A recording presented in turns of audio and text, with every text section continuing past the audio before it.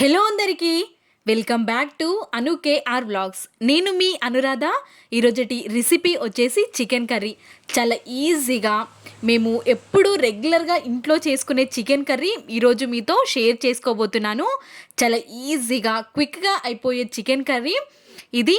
ఈ chicken curry మా అత్తమ్మ ఇలానే చేస్తూ ఉంటారు ఇంట్లో, కాబట్టి నేను కూడా ఇదే విధంగా చాలా రుచిగా ఉండే విధంగా ఈరోజు మీతో షేర్ చేసుకోబోతున్నాను. ఇక్కడ నేను ఒక హాఫ్ కేజీ వరకు చికెన్ని తీసుకున్నాను.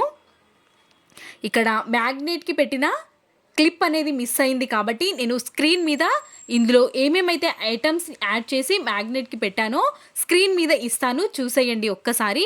హాఫ్ కేజీ చికెన్ని నీట్గా వాష్ చేసుకొని ఇందులోకి ఉప్పు, కారం, పసుపు, కొంచెం ఆయిల్, అల్లం వెల్లుల్లి పేస్ట్ని వేసి మంచిగా ఒక్కసారి మిక్స్ చేసేసుకొని 1 అవర్ మ్యాగ్నేట్కి పెట్టేశాను. ఇలా చేయడం వల్ల మన ముక్కకి కూడా ఫ్లేవర్ యాడ్ అయ్యి మంచి ఫ్లేవర్తో పాటు టేస్ట్ కూడా చాలా బాగుంటుంది. మనం 1 అవర్ పెడితే జ్యూసీగా చాలా టేస్టీగా ఉంటుంది.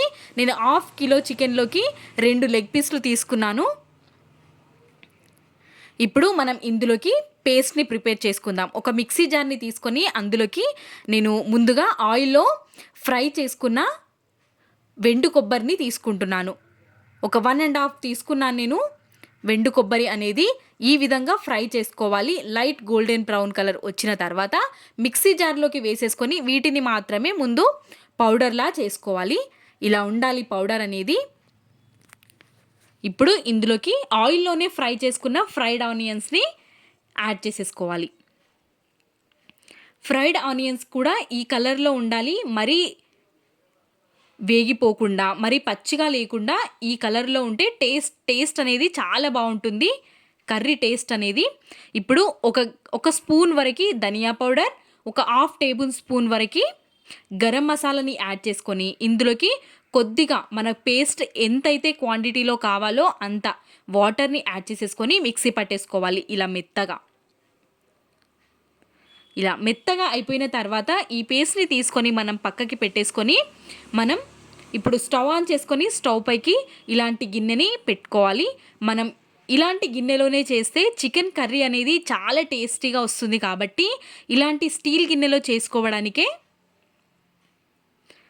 ఇప్పుడు ఒక 4-5 టేబుల్ స్పూన్స్ ఆఫ్ ఆయిల్ని యాడ్ చేసేసుకొని ఓన్లీ వెల్లుల్లిని కచ్చా పచ్చాగా దంచుకొని యాడ్ చేసుకోవాలి. ఇవి కొంచెం ఫ్రై అవ్వనివ్వాలి. ఫ్రై అయిపోయిన తర్వాత కొంచెం కొత్తిమీరని చిన్న చిన్న ముక్కలుగా కట్ చేసుకొని వేసేసుకోవాలి. ఇప్పుడు ఇందులోకి మనం ఆల్రెడీ మ్యాగ్నేట్ చేసుకోవడంలో కొంచెం కారాన్ని యాడ్ చేసుకున్నాం, కాబట్టి ఇందులో ఒక 2 టేబుల్ స్పూన్స్ వరకు కారాన్ని యాడ్ చేసేసుకొని మనం మ్యాగ్నేట్కి పెట్టుకున్న చికెన్ని ఇందులో యాడ్ చేసేసుకోవాలి. ఇప్పుడు మొత్తం అంతటిని మిక్స్ అయ్యే వరకు ఒక్కసారి కలిపేసుకొని మనం ముందుగానే చికెన్ని మ్యాగ్నేట్కి పెట్టుకున్నాం, కాబట్టి ముక్కకి కారం, ఉప్పు మొత్తం పట్టి చాలా జ్యూసీగా వస్తుంది. కాబట్టి ఇలా ఖచ్చితంగా మనం చికెన్ తెచ్చినప్పుడు కొంచెమైనా ఉప్పు, కారం, అల్లం వెల్లుల్లి పేస్ట్, పసుపు, కొంచెం ఆయిల్ని వేసి మొత్తం ఒక్కసారి కలిపేసి 1 అవర్ పెట్టుకొని కర్రీ చేసుకుంటే టేస్ట్ చాలా బాగుంటుంది. ఇలా మీడియం ఫ్లేమ్లో పెట్టేసుకొని ముందు పీసెస్ని ఫ్రై అవ్వనివ్వాలి. ఇలా ఆయిల్, కారం ఇలా పడితే చాలా రుచిగా వస్తుంది. ఇప్పుడు కొంచెం ఫ్రై అయిపోయిన తర్వాత మనం ఇందులోకి ముందుగా పట్టి పెట్టుకున్న ఈ పేస్ట్ని యాడ్ చేసుకోవాలి. మనం కొబ్బరి, ఆనియన్ ఈ విధంగా మిక్సీ పట్టేసుకొని వేసుకుంటే థిక్నెస్తో పాటు గ్రేవీ కూడా మంచి కలర్లో మంచి రుచిగా వస్తుంది కర్రీ అనేది, కాబట్టి ఈ విధంగా చేసుకోవాలి. ఇప్పుడు మనం పేస్ట్ వేసిన తర్వాత కొద్దిసేపు ఫ్రై అవ్వనిచ్చి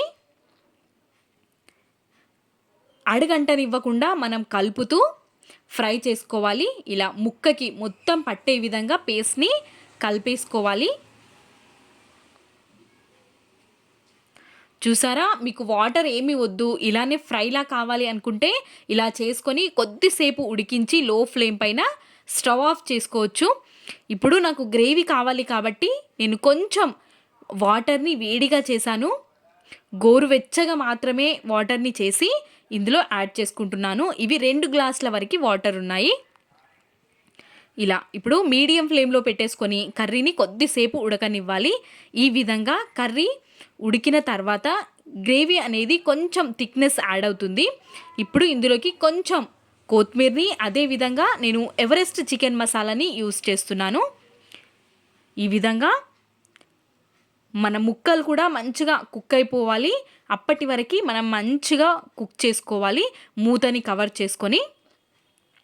వీడియో కనుక మీకు నచ్చినట్టయితే లైక్, షేర్, సబ్స్క్రైబ్.